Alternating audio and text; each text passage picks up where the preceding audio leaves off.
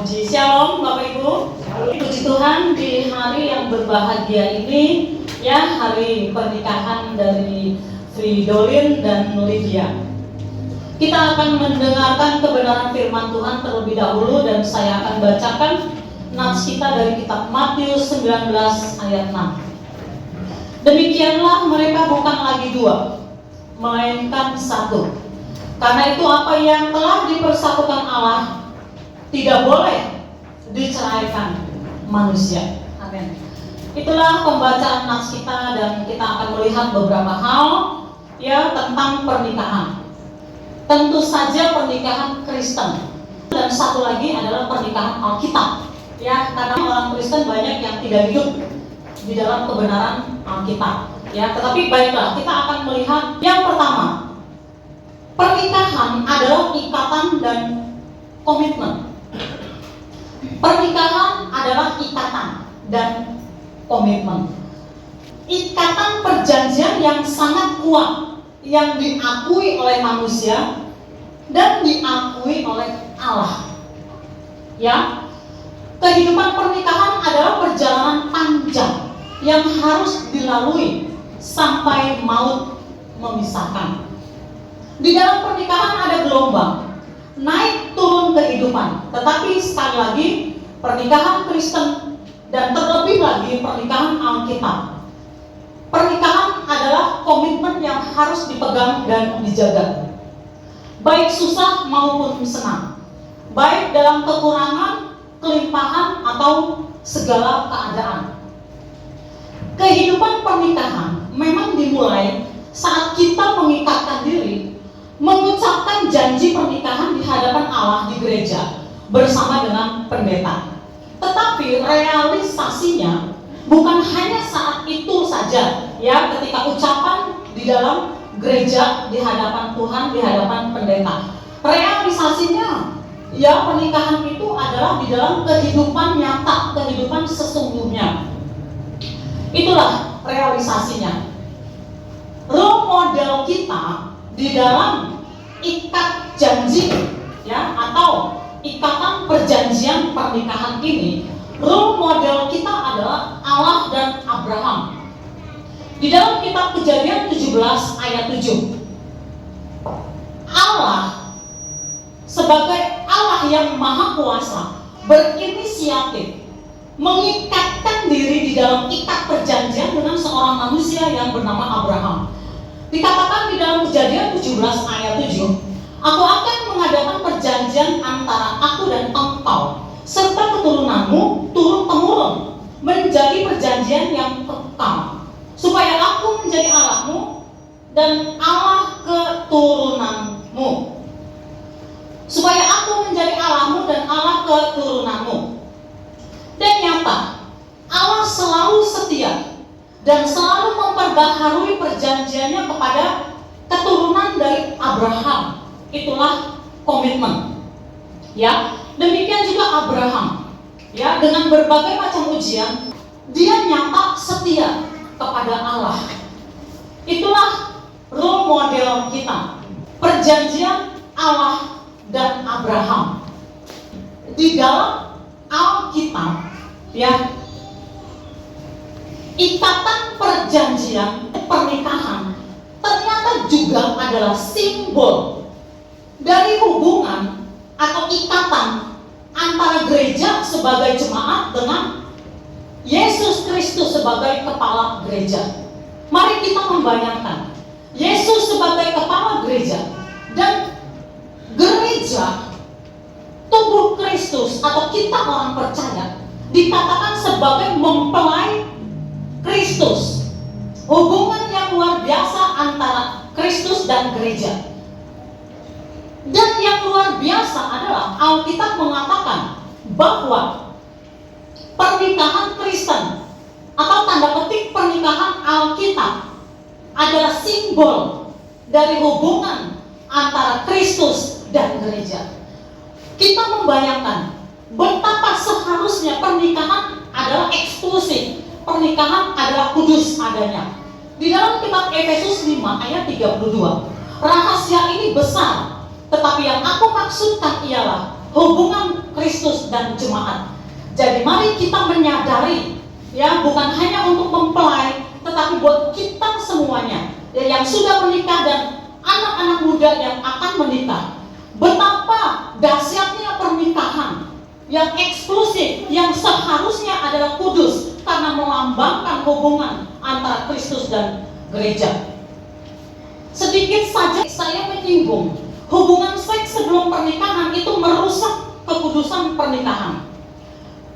Orang yang sudah menikah menjalin hubungan dengan seseorang yang bukan istrinya atau bukan suaminya yang sah, atau tidak setia kepada pasangan pernikahan, itu merusak kekudusan, ya, bahkan keluar dari kekudusan Allah.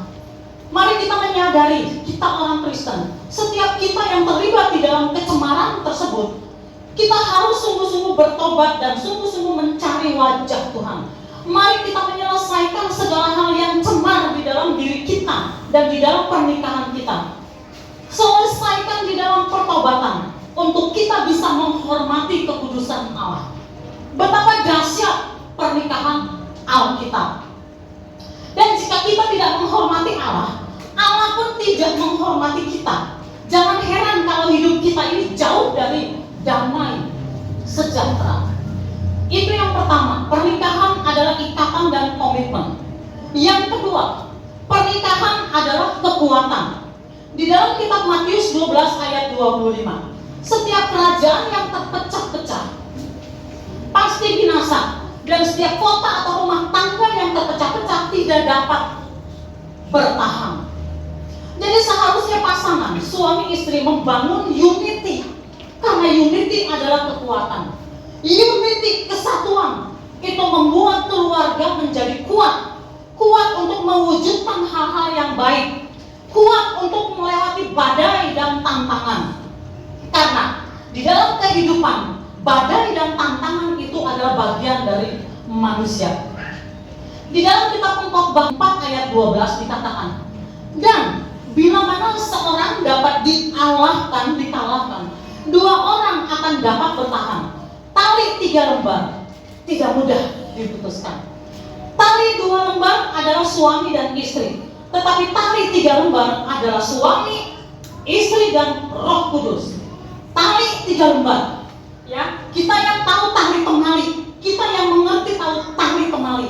Yang paling kuat tali adalah kalau dijalin 3 tali, bukan 4 tali atau 5 tali, bukan 2 tali, tetapi 3 tali. Kalau 3 tali dijalin, itulah tali yang paling kuat.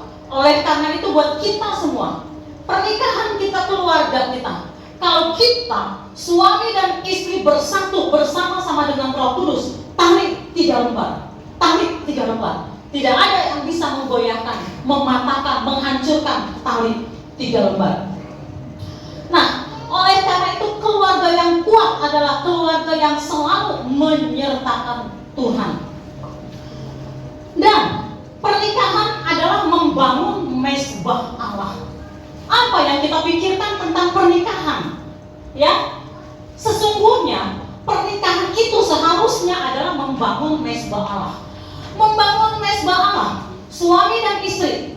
Ya, kalau sudah ada anak, membangun kehidupan doa bersama-sama. Ada doa pribadi, suami punya doa pribadi, istri punya doa pribadi, anak punya doa pribadi. Mereka punya kehidupan doa bersama. Itulah yang dinamakan mezbah doa keluarga.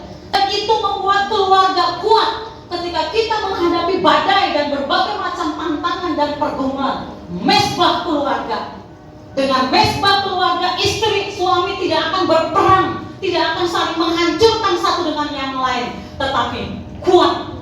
Ya, nah, doa bersama di dalam satu keluarga itu adalah penting. Ya, jadi bukan hanya kalau ada acara kita berdoa, acara ulang tahun kita berdoa, ya, kalau ada acara apa, perkumpulan atau apa, kita berdoa sama-sama. Itu baik, itu bagus. Tetapi yang dahsyat adalah kalau satu keluarga punya mezbah keluarga. Ini berlaku untuk mempelai berdua dan berlaku buat kita semua. Lalu yang selanjutnya, ya, tadi saya katakan suami istri membangun unity. Unity adalah kekuatan. Suami istri itu seharusnya adalah tim yang baik,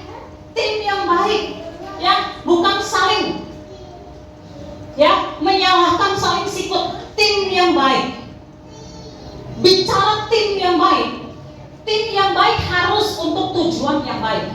Di dalam Alkitab ada suami istri mempunyai unity atau kekuatan yang baik, tetapi ternyata unity dan kekuatan tersebut punya tujuan yang jelek, yaitu siapa?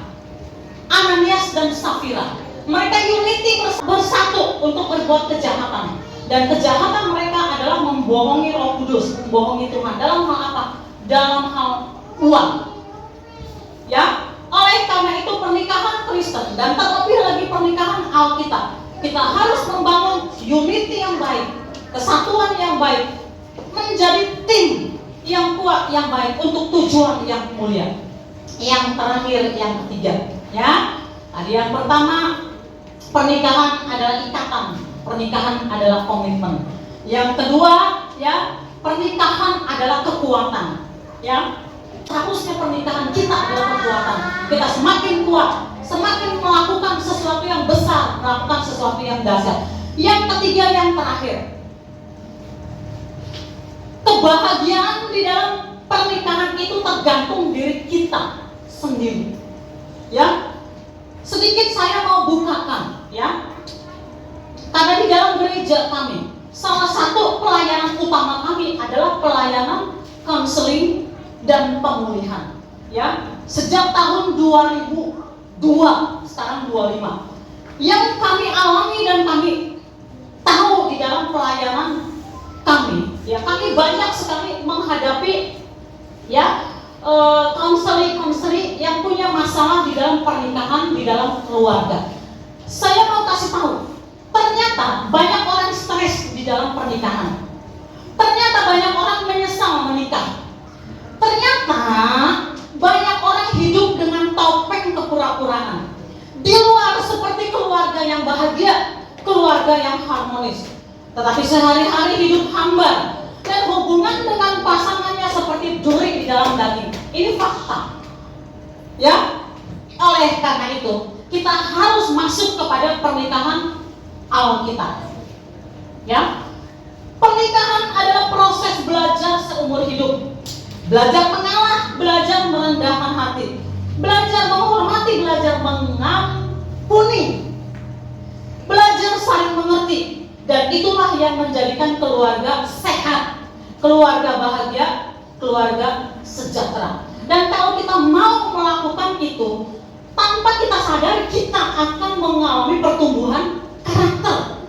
Jadi ujian karakter kita di dalam keluarga, kalau kita berespon baik, berespon positif, maka karakter kita semakin seperti Kristus. Kalau masing-masing keluarga, suami dan istri, masing-masing mau bersedia berespon baik kepada Allah dan semakin punya karakter Kristus, maka keluarga akan menjadi keluarga yang bahagia.